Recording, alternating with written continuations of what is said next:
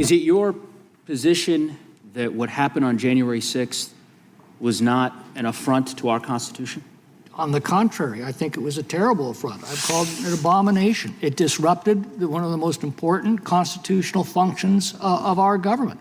And we should not tolerate that. And the people that were responsible for assaulting our officers, the people who were responsible for vandalizing this sacred building, should have the book thrown at them. I've said that all along. And I think it was a mistake for the president not to differentiate between those people and the vast majority of people who, as I said, broke nothing, hurt nobody, and simply thought they were exercising their First Amendment rights. So given that, why object to a simple amendment that simply seeks to probe, as an oversight matter, the very thing that you purport to disagree with? I mean, your point, right? You've called President Trump's pardon. Yes, well, that is, but the pardon is. I would hope you would support this particular amendment if that were the case. The pardon is the exclusive prerogative of the executive under our Constitution. I see. Well, and I do believe in that separation of powers. I would simply say, Mr. McClintock, again, I have great respect for you, but I don't know how you can make that argument in a straightforward way to make the case that you disagree with these pardons and you believe that they shouldn't have been granted, but you object to a mere investigation or any kind of oversight by this particular We have no authority to investigate the exclusive prerogative of the executive. Right. Will the gentleman let me in a moment, Mr. Chairman. But I'm enjoying my colloquy with Mr. McClintock. Would you describe what happened on January 6th, Mr. McClintock, as an attack on our Capitol? I would describe it as a riot. As a riot. Okay.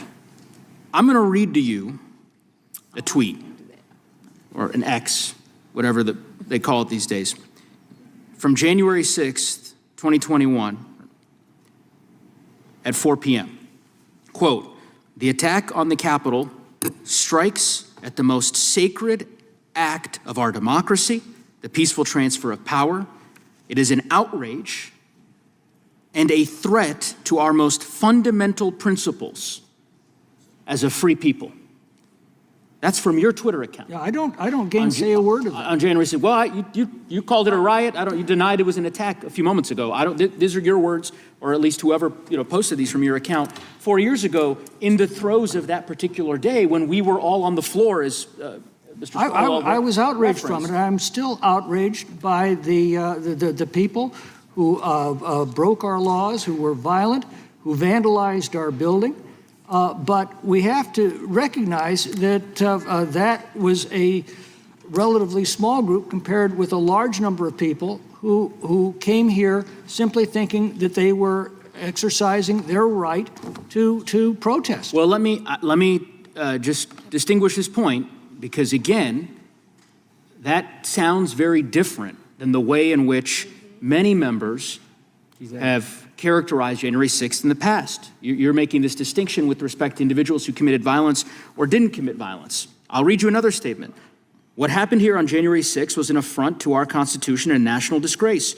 Those who entered the Capitol with the intent to disrupt the counting of electoral votes deserve to be denounced by their fellow citizens and prosecuted to the fullest extent of the law." Exactly. That's yours. Well, that sounds very different than what you just said, that there were a couple of violent people. No, but the vast majority, well, hold on, Mr. those who broke into the chambers of the House, those who came here intending to disrupt our proceedings, I have no sympathy for. Well, but I don't think that describes the vast majority of the people who entered the building. Belongs to the gentleman from Colorado. I thank the chairman. The vast majority of those individuals, again, the broad way in which you framed it in your statement in July of 2022, a year later, that any individual who disrupted the proceedings or attempted to disrupt who intended to disrupt them, yes, the electoral counting procedures ought to be fully prosecuted under the law. And I still believe that. Well, and I believe that the pardons of those people sounds were very a different mistake. than what you're saying today, Mr. McClintock. I yield back. I know I'm out of time. Gentleman yields back.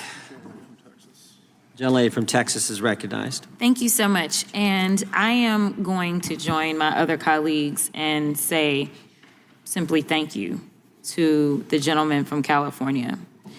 Because earlier we had a conversation about facts. And the reality is that out of all your colleagues on that side, you are the only one that is courageous enough to actually say these are the facts.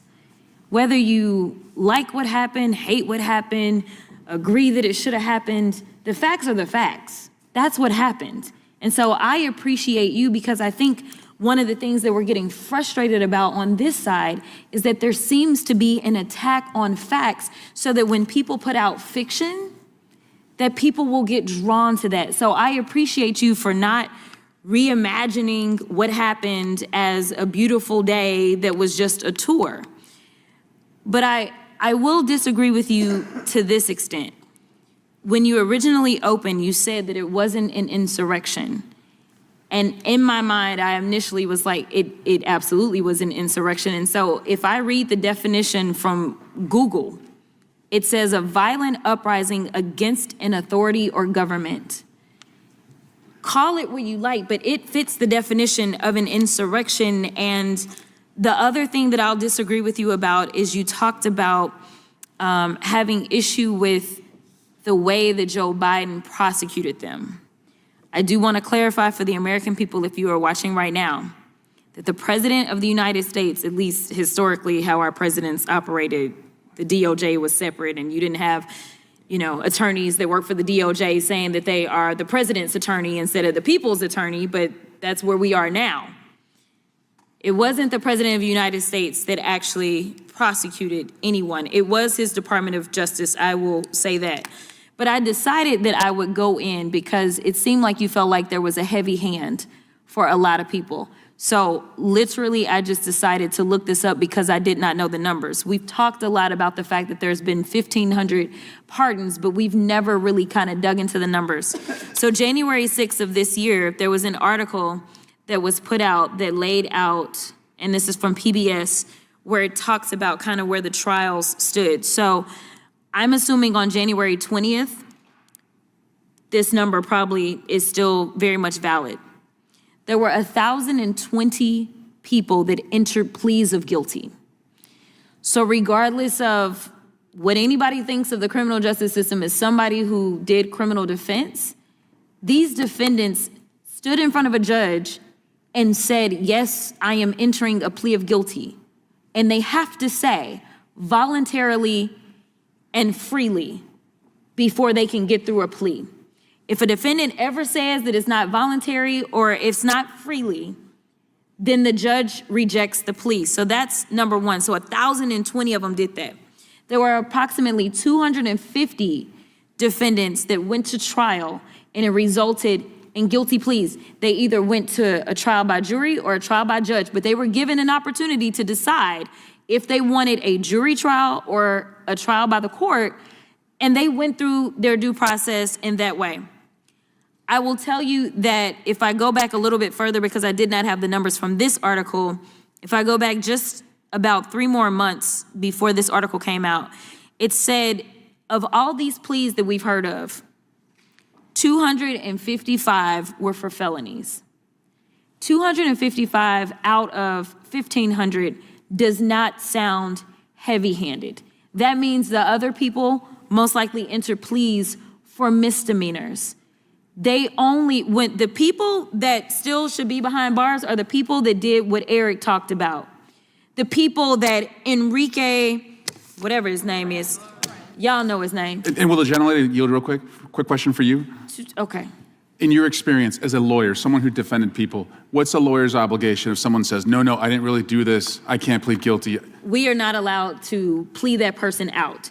You can literally have your bar card snatched from you. It is unethical to enter a plea, and a defendant can get out of that plea if they say that they told us that they didn't do it and we told them to plea anyway. Then that could actually be our bar card. But the last thing that I was gonna say about Enrique is they let him out. He should still be behind bars, because then he went and he harassed our former officer, Fanone, just the other day. because he feels like he can do whatever he wants to, because he's now going to be lawless like the rest of these 1,500 people. And when we talk about being safe in our communities, this is what we're talking about. We should not be letting criminals just roam the street after they've gone through the process. Time of the Thank you, Mr. gentlelady. Chair. I appreciate you.